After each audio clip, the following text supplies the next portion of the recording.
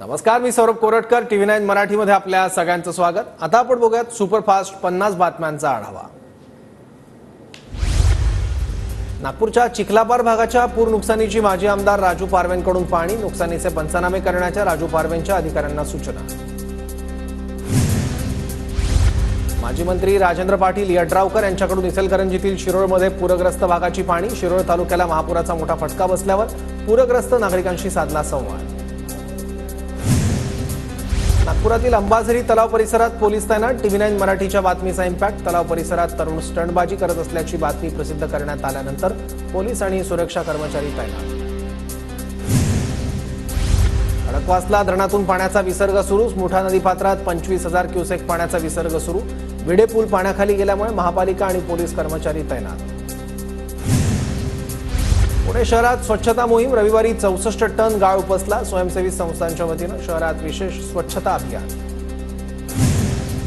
नाशिकच्या सुरगाण्यात घोडांबे धरण ओव्हरफ्लो. अनेक गावांचा पिण्याच्या पाण्याचा प्रश्न मिटला. जळगावच्या भुसावळमधील वेल्हाळ तलाव ओव्हरफ्लो. तलावातून विसर्ग सुरू झाल्यानं शेतकऱ्यांना दिलासा. जिल्ह्यातील अनेक छोटे मोठे तलाव भरले. जळगावच्या यावलमधील निंबादेवी धरण ओव्हरफ्लो. शेतकऱ्यांना मोठा दिलासा.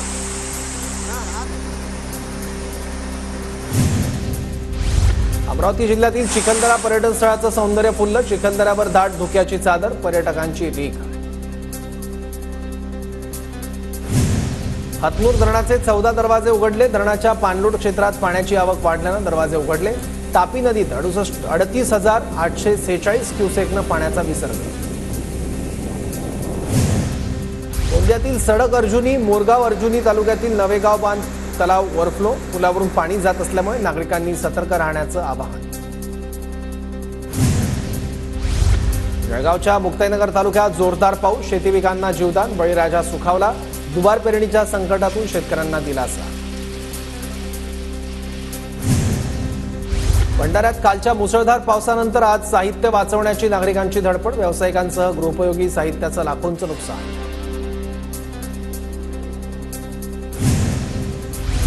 कोल्हापूरच्या पूरस्थितीवर तोडगा काढा, अन्यथा आगामी विधानसभा महापालिका निवडणुकांवर बहिष्कार टाकू.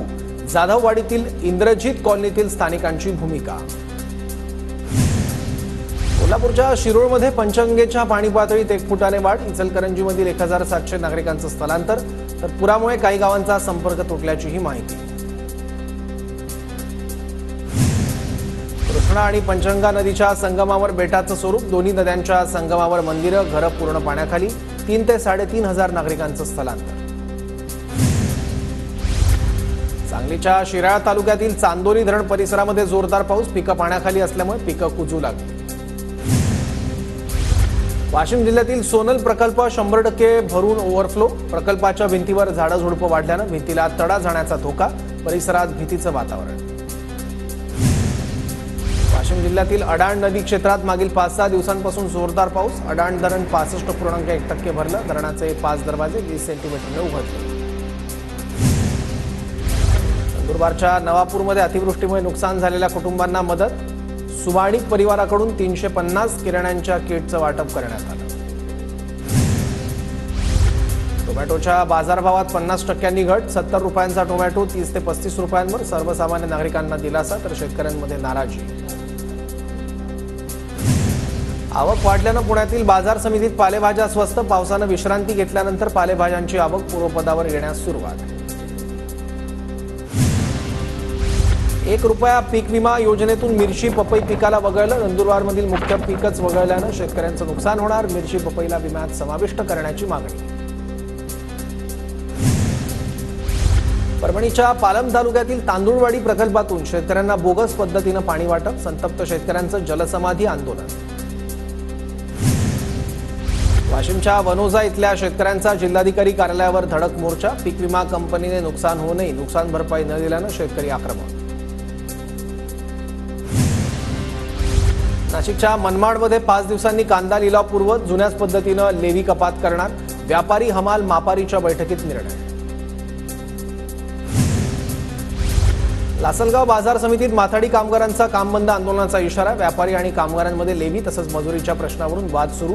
मजुरी मिळत नसल्यानं माथाडी कामगारांचं बाजार समिती प्रशासनाला निवेदन.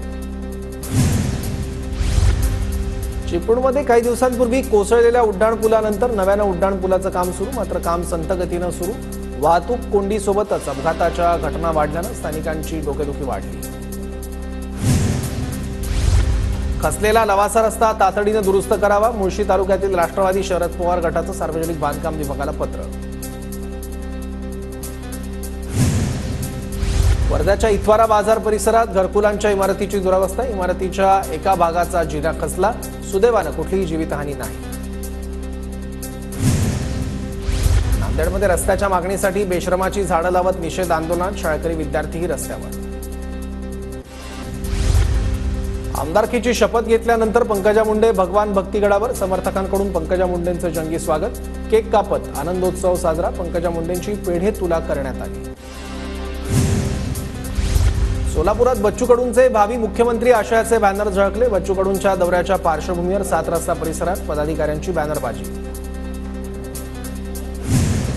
मावळ विधानसभा जागेवरून महायुतीत बिघाडी होण्याची शक्यता, माजी राज्यमंत्री बाळा भेगड्यांचा पत्रकार परिषद घेऊन मावळच्या जागेवर दावा. मावळचा आमदार कमळाच्या चिन्हावरच निवडून येणार, भेगड्यांचं वक्तव्य.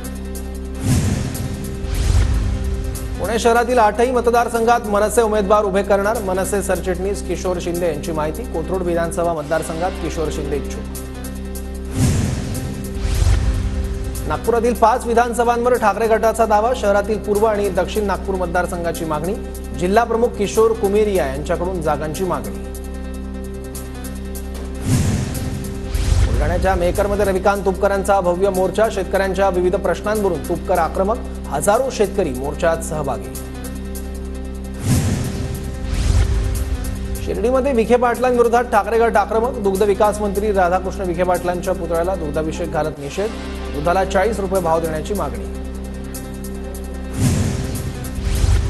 बुलढाण्यात शेतकऱ्यांच्या मुद्द्यावरून ठाकरे गट आक्रमक, मातोळा तहसील कार्यालयाबाहेर ठाकरे गटाच्या युवा जिल्हा प्रमुखाकडून आत्मदहनाचा प्रयत्न.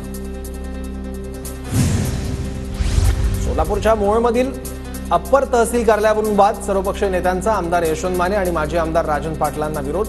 वादाच्या पार्श्वभूमीवर पोलीस बंदोबस्त तैनात. उरणमधील यशश्री शिंदे हत्या प्रकरणात ठाण्यात शरद पवार गटाचं आंदोलन, ठाण्यातील जिल्हाधिकारी कार्यालयाबाहेर आमदार जितेंद्र आव्हाड यांच्या पत्नी ऋता आव्हाड आंदोलनात सहभागी.